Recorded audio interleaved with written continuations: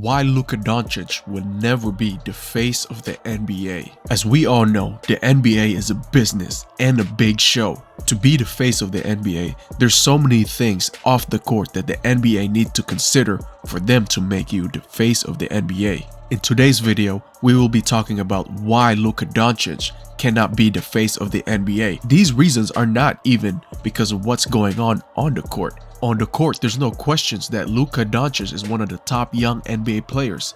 But this video will be about why he can't be the face of the NBA because of the off-court stuff that we cannot control. By the end of this video, we will have the answers on why Luka Doncic can't be the face of the NBA and why Luka Doncic is gonna be a good thing if he ever was the face of the NBA. And guys, if you think you're a certified bucket getter, smash that like button for me if you really got it like that.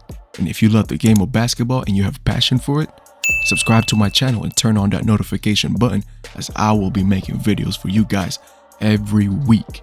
And now, let's get to this video, baby. Let's start with why Luka Doncic cannot be the face of the NBA. Again, I want to stress this, that these things I'm about to mention are off the court stuff and it has nothing to do with on the court. The first and obvious reason is that Luka Doncic is not American. He's not even from North America. Maybe if Luka Doncic was, Canadian or Mexican or something, maybe he might get a little discount and maybe he might be able to have a chance to become the face of the NBA. But at the end of the day, the NBA is an American league.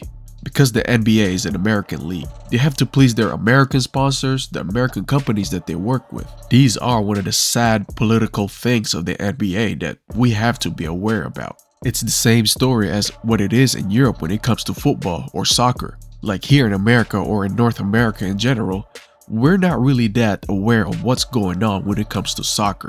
Here in America, we probably only know two soccer players, and that's Messi and Ronaldo. And those two has dominated soccer for the past 2 decades. And when it comes to who's the best, well, this is not the channel for that subject because that's a soccer stuff. This is a basketball channel.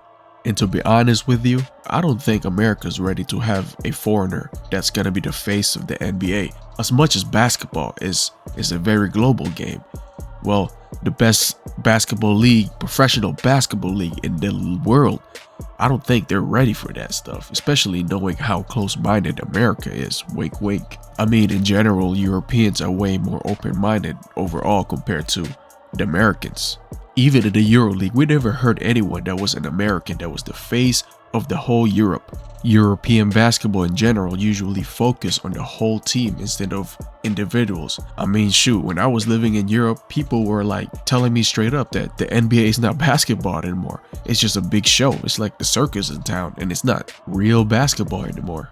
And this might be pushing it a little bit, but Luka Doncic has an accent when he speaks English. And to be honest with you, as multicultural America is, I don't think they're ready to hear the best basketball player in their league to be speaking like that. That might be a hot take or whatever, but it's just what it is. I mean, it's a great thing that Luka Doncic is multicultural. He speaks different languages, but I don't think Americans want to be like, yeah, that's our best basketball player in our league right there, but he don't speak English like that. I'll give you another example. Imagine the United States president has an accent. Now imagine how weird that would look. I know for sure a lot of Americans gonna look at that president and be like, is this dude even American? To be honest with you, that would be nice to see an American president with an accent. But do you know what I also like? For you to smash that like button if you like this video. Now smash that like button right there. Boom. And while you're at it, don't forget to comment down below and share your opinion, and let's make this a conversation down there. Whether if you agree or disagree with my opinions. I know earlier I mentioned that majority of these reasons will be off the court stuff, but let's talk about one thing on the court, that the reason why Luka Doncic cannot be the face of the NBA. Almost 90% of Luka Doncic's game is on the ground. The American style of basketball is just so much more athletic than how Luka plays. Luka's game is very similar to Paul Pierce, and looking back at Paul Pierce's career, it was, I mean, he also had Kobe around that time when he was playing, and LeBron James. They were the face of the NBA, but It's just not as appealing compared to someone like an Anthony Edwards, who is very athletic and ESPN Sports Center highlight all day, every day.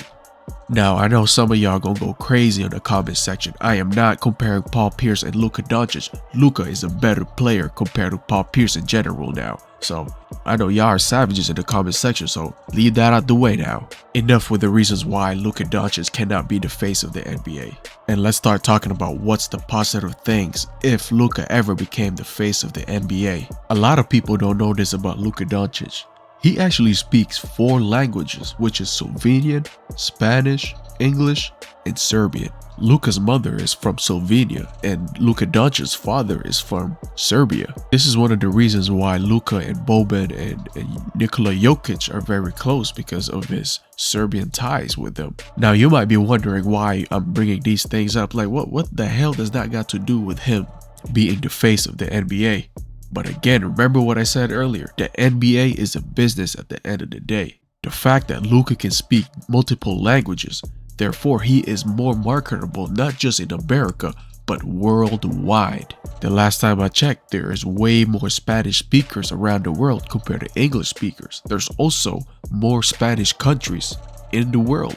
Going back to the soccer comparison, their market is way more bigger compared to the NBA. That's why you see all these soccer players signing for 700 million, 800 million for a 5-year contract deal, where like, man, that's because their players are way more marketable around the world. And because of that, there is way more investors that are willing to invest in the league around the world.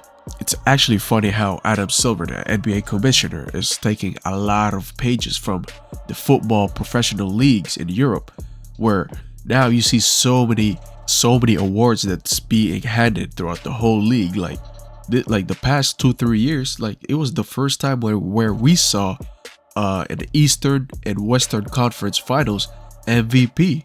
That's some soccer stuff. We all know that majority of Americans, maybe even 80% of Americans, only speaks English. A great example of this is when the Dallas Mavericks played, I believe it was the Detroit Pistons, when they went down to Mexico City and they played a game. Luka Doncic, who did a pre-game speech to the fans, and he spoke the whole speech with Spanish. Whereas the other side, they had Blake Griffin, who only spoke one word of Spanish, which was hola. But the rest was in English.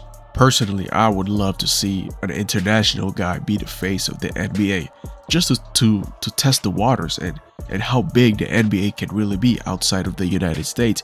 Yes, it is a global game, but at the end of the day, since Adam Silver is testing a lot of different things in the NBA, why not have a foreigner that's the face of the NBA and see how the league even grows even more? But what do you guys think? Should the NBA try to have an international guy to be the face of the NBA? Let me know and comment down below, and let's make this a conversation. And if you haven't done so, don't forget to like this video and subscribe to my channel, and we will see you on the next video.